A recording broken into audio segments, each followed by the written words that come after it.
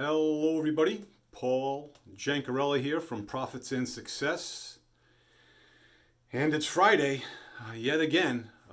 Lessons and observations of the week. This week was jam packed with great material. For me, anyway. It really was. But I don't want to bore you, so to speak, with all the details and the monotony.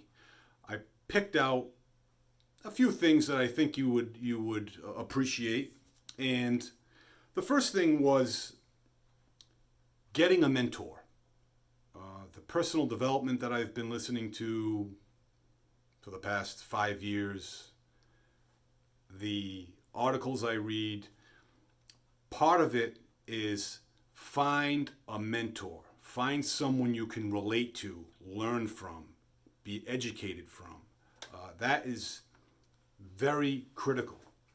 Now, I know a lot of you out there may be beginners, maybe intermediate, whatever have you, but everybody of every level needs a mentor. And you may be thinking, well, how am I gonna, find a mentor? Finding a mentor is kind of like finding a spouse, so to speak. It's not easy. You have to date and you have to look at people and check them out and figure out if you can have chemistry and all that. And that's all true.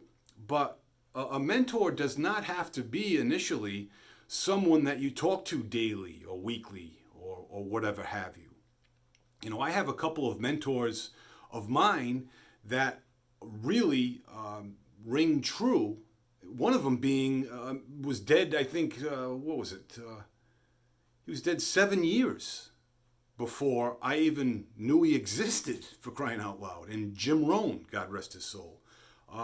He's a wonderful mentor of mine. There's a lot of mentors that I have, and Darren Hardy, basically a disciple, so to speak, of Jim Rohn. And I listen to Darren Hardy every single morning religiously. And that is important to have that. So in your journey and trek for trying to get a mentor that you can speak with and talk to and bounce things off of, find a mentor online, through YouTube, Facebook, whatever it may be. Coach Dabo Swinney of the Clemson football team in South Carolina here in the United States gave a great podcast interview to Ed Milet. And one of the things that really resonated with me, a whole list there was, I took a whole page of notes on it, but one of them was you can learn a lot by your life experience. You can. And that is basically what it's saying is that life lesson is your experience. Or you could learn a lot about life and experience from another person.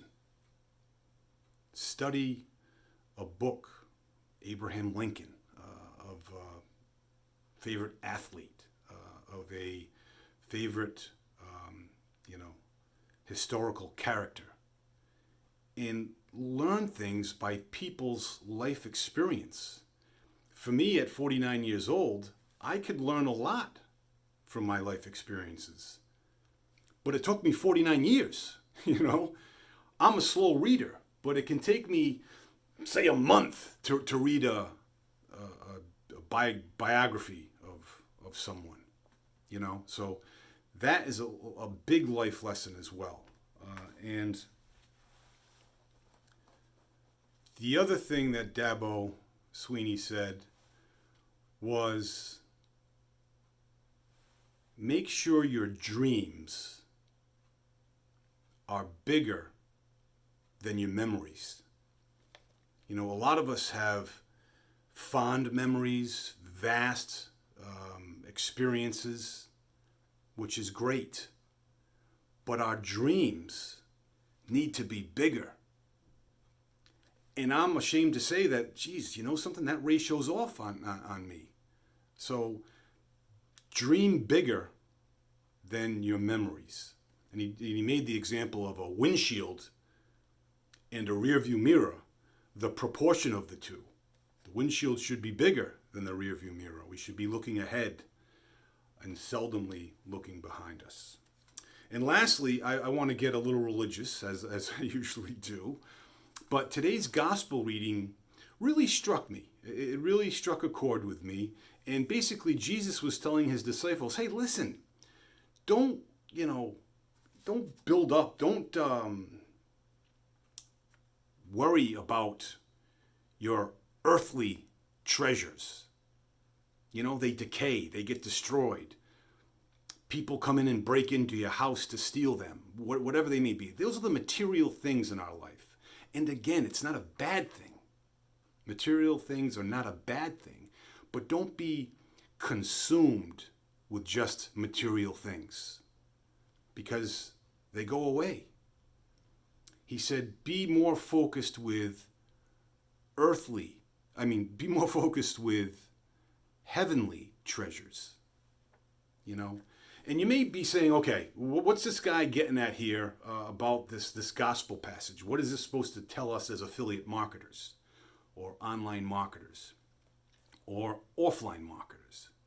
The point is, folks, heavenly treasures, he doesn't define them.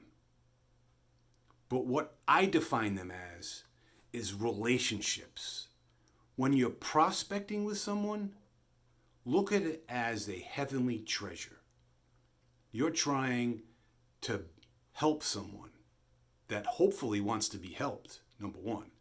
Number two, reach out and provide some insight, some inspiration, some knowledge, regardless of what you get in return. That should be our focus. And when we really focus on trying to be beneficial to others or helping people, as you would say, that's when things really start to turn for you and your income will follow. Don't set your income ahead of what you're supposed to be doing in tasks of helping other people. So that was the lessons and observations that I had basically experienced this week.